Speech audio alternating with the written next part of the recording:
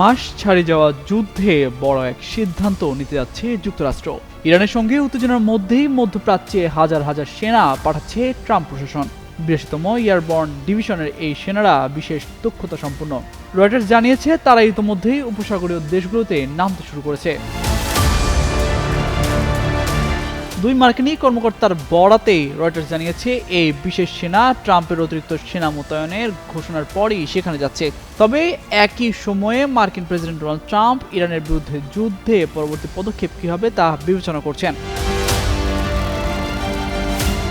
এর আগে গেল 18 মার্চ রয়টার্স জানায় ট্রাম্প প্রশাসন মধ্যপ্রাচ্যে অতিরিক্ত কয়েক হাজার মার্কিন সেনা মোতায়েনের কথা ভাবছে।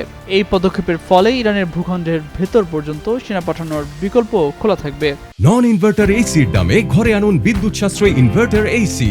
এখন 1.5 ton my one inverter AC মাত্র 48,900 টাকা পাওয়া যাচ্ছে মিনিস্টার শোরুমে। নর্থ ক্যারোলিনার ফোর্ট ব্রাগ থেকে পরিচালিত এই প্যারাট্রুপাররা ওই অঞ্চলে ইতোমধ্যেই পাঠানো হাজার হাজার নৌসেনা, মেরিন ও স্পেশাল অপারেশন বাহিনীর সঙ্গে যুক্ত হবেন। গত সপ্তাহান্তে প্রায় 2500 মেরিন সদস্য মধ্যপ্রাচ্যে পৌঁছেছেন। নাম প্রকাশ না করার শর্তে কথা বলা কর্মকর্তারা সুনির্দিষ্টভাবে কোথায় এই সেনাদের মোতায়েন করা হচ্ছে তা জানাননি। তবে এমন পদক্ষেপ প্রত্যাশিত ছিল বলে তারা উল্লেখ করেন। অতিরিক্ত সেনাদের মধ্যেও রয়েছে 82তম এয়ারবর্ন ডিভিশনের সদর দপ্তরের কিছু অংশ, লজিস্টিক্স ও অন্যান্য সহায়তা ইউনিট এবং একটি ব্রিগেড কমব্যাট টিম।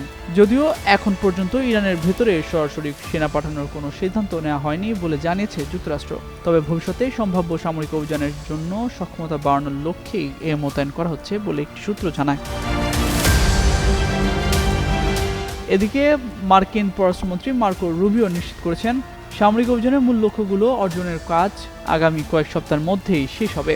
এরপর হরমুজ প্রণালীর ভবিষ্যৎ কোন দিকে যায় এবং বিশ্ব অর্থনীতিতে কি হবে এই ধাক্কা সামলায় সেটাই এখন দেখার বিষয়। তামজিদ মির্জা, যুগান্তর নিউজ।